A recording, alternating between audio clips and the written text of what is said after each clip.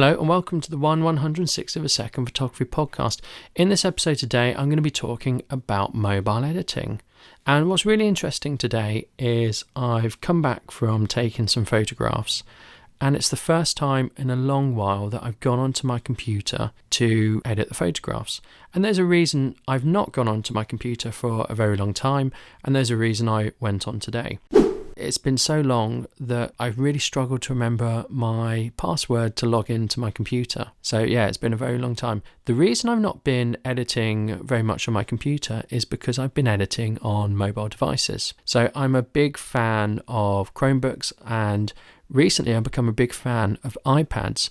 And iPads, I think, have recently just changed phenomenally. I have an iPad too, and I got that a very long time ago, and it offered so much promise. While it was good, and while it was good at the time, it became outdated quite quickly. Apps moved on, technology moved on, and suddenly the iPad 2 isn't as relevant as it used to be. But it never quite lived up to the promise of a tablet. And what I mean by that is you could get styluses for it, but they were never quite good enough. It could do things, but it could never quite do what you wanted. It was never a replacement for your laptop. I'm not saying tablets today are a replacement for your laptop. They're starting to replace some things for a laptop and computer.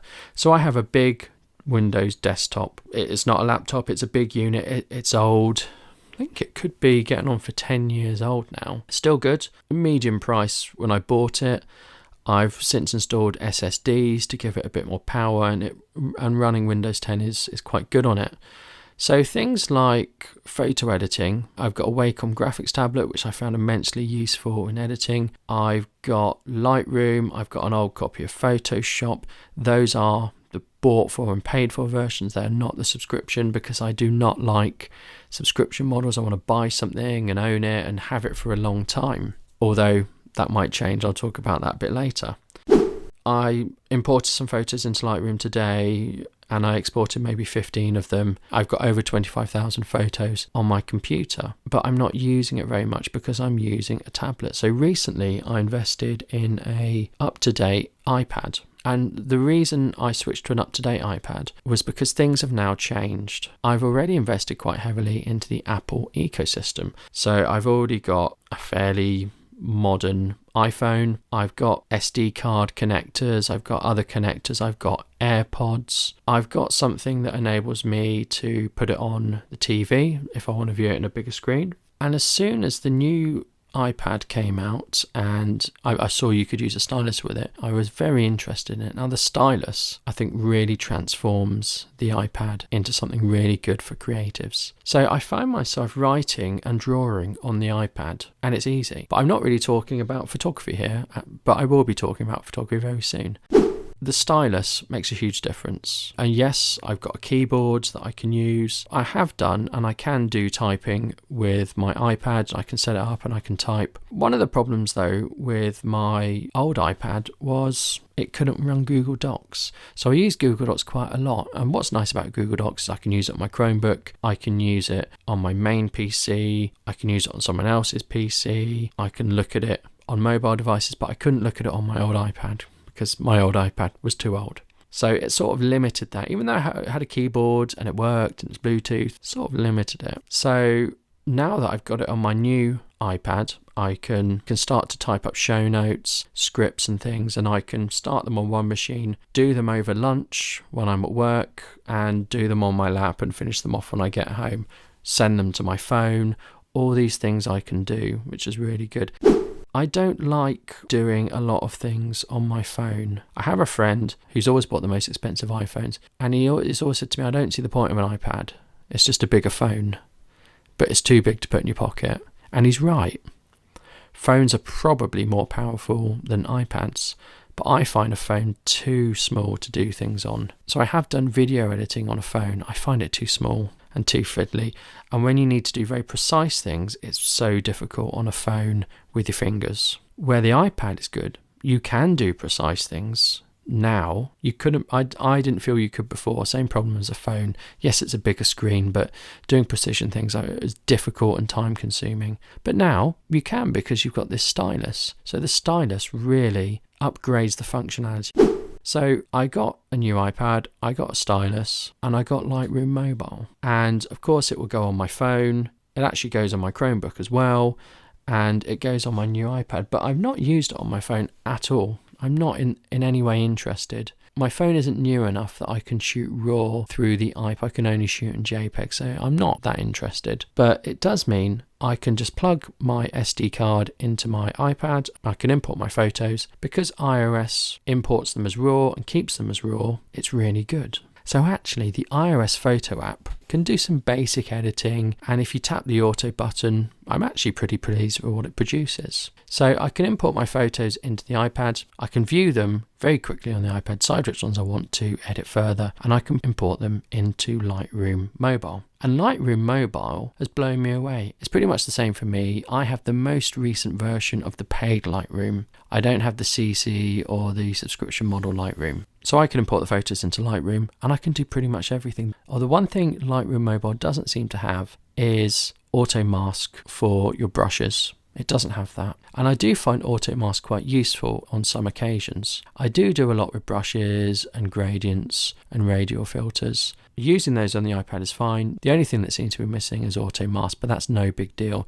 Now Lightroom Mobile is £5 per month, and as much as I hate subscription models, actually I think that's okay, £60 a year to be able to maximize the use of my iPad, so I can sit downstairs, watch a bit of telly, edit some photos. And editing photos is really good with the stylus. It works really well. There's another thing Lightroom Mobile isn't brilliant at, and that's using the healing brush. You can really sort of zoom in by pinching out. I don't know if that's the correct term, but the healing tool doesn't work very well. And initially that was an annoyance for me. I thought, oh, that's the one thing I use quite a lot and it can't do it very well. But then I came across another Adobe app called Photoshop Fix, and Photoshop Fix is really good.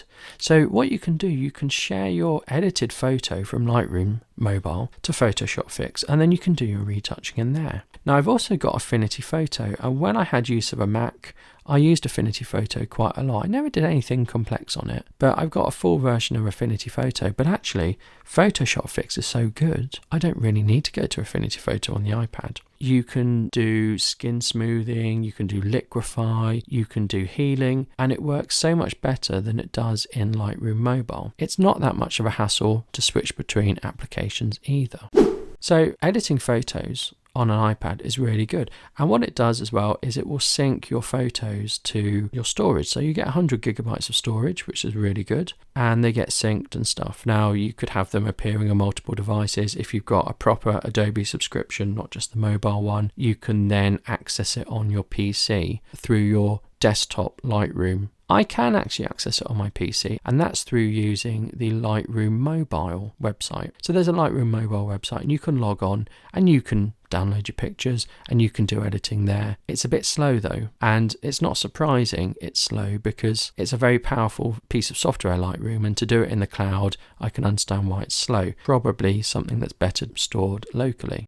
Now I've got the iPad and now I've got Lightroom, I don't touch my PC as much. So I've still got a PC. Today I went on my PC because I needed to do something very specific, and I thought it's going to be quicker and easier to do it on the PC. I needed to do some resizing as well and some specific exports. So Lightroom Mobile doesn't completely replace the PC, but I would say for 95% of my photography and my photo editing, it does. It's incredibly good.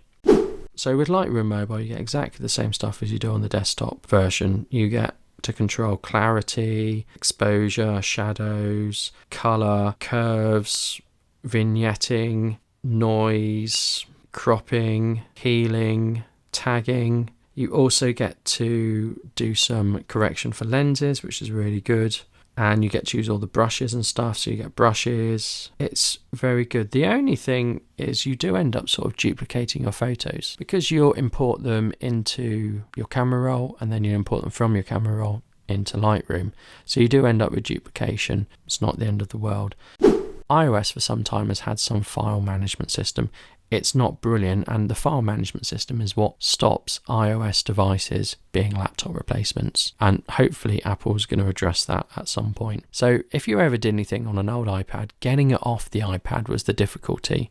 You can't plug in external media. I found I would have to email myself things or upload them to Dropbox via the Dropbox app. But now you can quite easily export things between apps, and the sharing is better. If you have a Mac, of course, you can now just over AirDrop transfer things from Mac to iPad or iPad to Mac seamlessly. It works really well. Now the iPad is a bit more of a creative thing, so I can do design work in the iPad. I can create images for my podcast in the iPad. I can create thumbnails, I can make designs, and actually I'm finding I'm doing more and more of my creative output on the iPad. I'm actually recording this podcast on the iPad at the moment. So a lot of my creative stuff is now done on the iPad. And you might say, well, that's going to be a lot slower than doing stuff on a PC or a Mac. And it is slower, but marginally slower. So I've already got a keyboard. So if I'm editing the iPad, I normally use the stylus and the keyboard together. Editing a podcast does take a long time, and actually it doesn't take any longer on the iPad than it does on the PC. If anything, the software I use on the iPad is ever so slightly better than the software I use on the PC. I also have produced a lot of YouTube videos using the new iPad, using LumaFusion. Now LumaFusion is the best one. LumaFusion is the best video editor on the iPad. iMovie is really basic on the iPad and on the iPhone. I think iMovie is very good on the Mac, but I think it's very basic on the mobile devices. LumaFusion is pretty much the same as a good desktop video editor. It's really good. So I can edit 4K stuff on my iPad. I can edit 60 frames per second on my iPad. No way I could do that on my PC. I couldn't edit 4K stuff. I don't need to edit 4K stuff, but that sort of shows the difference between the software and the systems I'm using. Normally, I'll edit 1080 30 frames per second, and my PC can handle that, but the export time is hugely different. PC may crash occasionally, and the playback is not very good. I have absolutely no issues at all with editing video just on the iPad. And I should say as well, it's not the iPad Pro I'm using, it's just the standard iPad. If you look on YouTube about editing things on the iPad, they always refer to, the iPad Pro. No, I'm just using the standard iPad.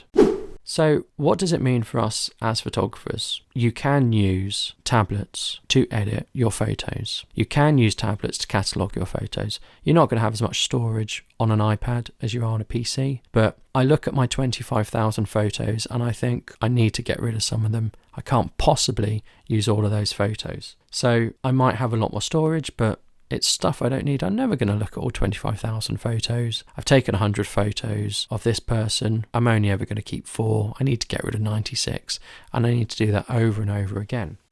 One thing that worries me when I go out and do photography is backing up. I've never found a good system to back up in the field, and there are systems that do it. You can get something called a null box. Before that, there are products that would do the same thing. Put your SD card in the device and it copies it to a portable hard disk. You could take your laptop and do exactly the same thing, but it was starting to get bulky. You can buy Western Digital hard disks that do this, but they're getting on for sort of £200. And yeah, you get probably a terabyte of storage, but I'm sort of thinking the iPad now is a good medium. It's somewhere in between. I'm not going to need terabytes of storage in the field.